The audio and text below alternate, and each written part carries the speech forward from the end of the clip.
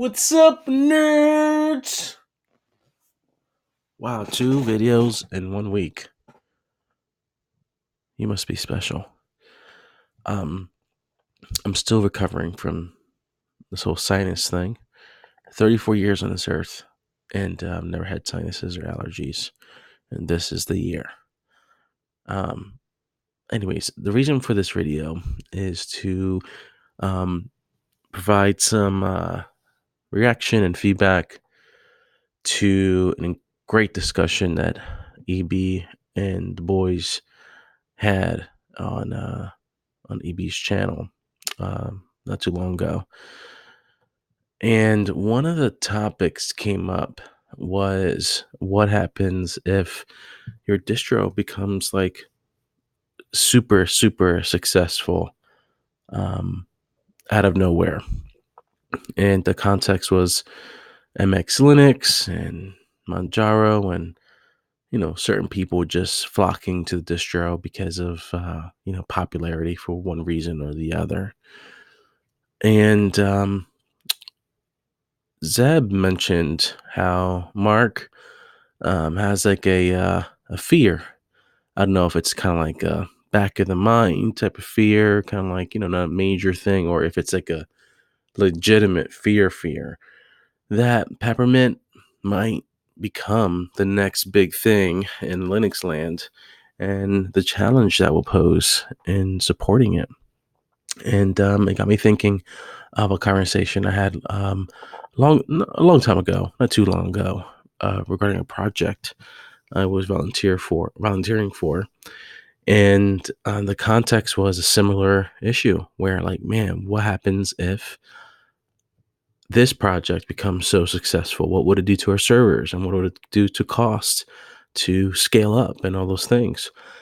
And I think aside from the marketing soapbox that I tend to harp on, there's something that's really at the core of that marketing soapbox, and it's really the leadership soapbox. Um, One of the things that marks a great leader is kind of like reverse engineering the future, seeing the future, having a vision for the future, and then reverse engineering what to do to get there and what to do to get ready for that future. And aside from a marketing gap in a lot of projects, there's also a leadership gap.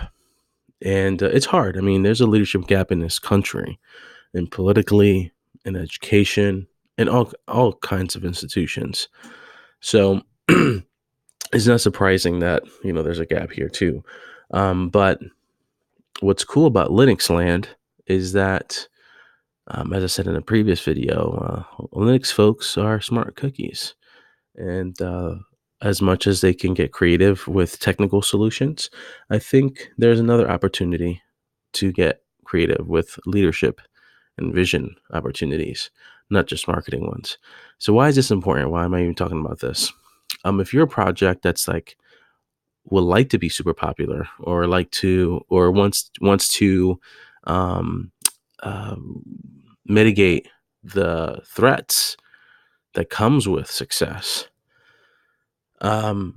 one of the things you have to think about is how you onboard the community, volunteers, how you really delegate tasks, how you really identify talent, how you structure those things.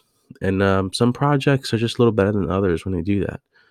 So if I was Mark, or if I was the project leader of the organization I was volunteer for, I would say, yes, bring on the users, even if it was out of nowhere. Because even if the servers go down, it makes for a great story, makes for a great, headline, and it brings attention to the fact that with this upscale of users, you have a bigger pool to tap volunteers from.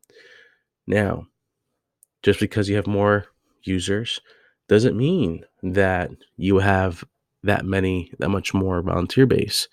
You have to work at that. You have to create, again, those on ramps that are easy and user friendly. You have to have some documentation, have some videos, maybe have a hub or a platform to train volunteers to get to know the tools and the resources. And it's almost like a conversion game. For every 100 new users you get, what's a realistic percentage of get the converting those users into volunteers? Is your number 5%, 3%, 1%? That's something to think about. So if you are a project lead on these independent distributions that are small to mid-size, I don't think you have to have a deep-seated fear. I think with a little um, out of the box thinking, a little time to really break away from the mix of the routines of the week to week operations. I think the true leaders force themselves to break away and think among these things. There's a great book by John C. Maxwell called Thinking for a Change. I think it's on audiobook on YouTube, Thinking for a Change. And it highlights all these great leaders who would be very strategic with their kind of brainstorming time, thinking time, and the ideas, to the cliche ideas. You don't work on your, you don't, what's it? You don't work in your business, you work on your business, meaning like you don't let the project run you, you run the project, you set the tone. So if your excuse is, oh, I'm so busy doing the project, well, are you running the project or is the project running you?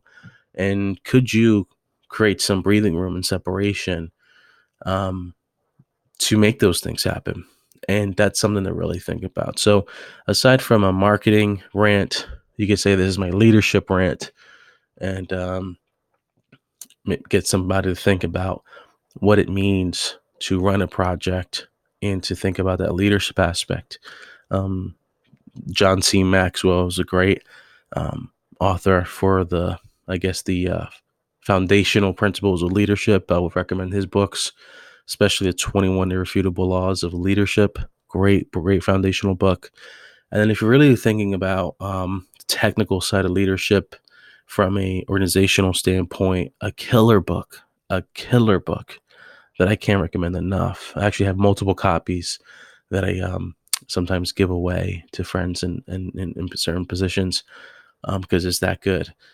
Is Scaling Up by Vern Harsh, I think is the name I got correctly, but it's Scaling Up.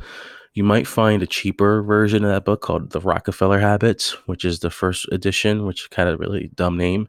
I'm glad they changed the name um, because scaling up is really what the book is really about.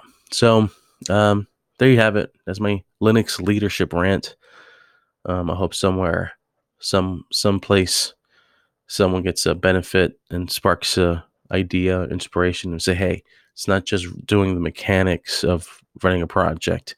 It's thinking ahead and trying to prepare now for what's ahead. All right. Have a great one, nerds. Catch you later. Peace.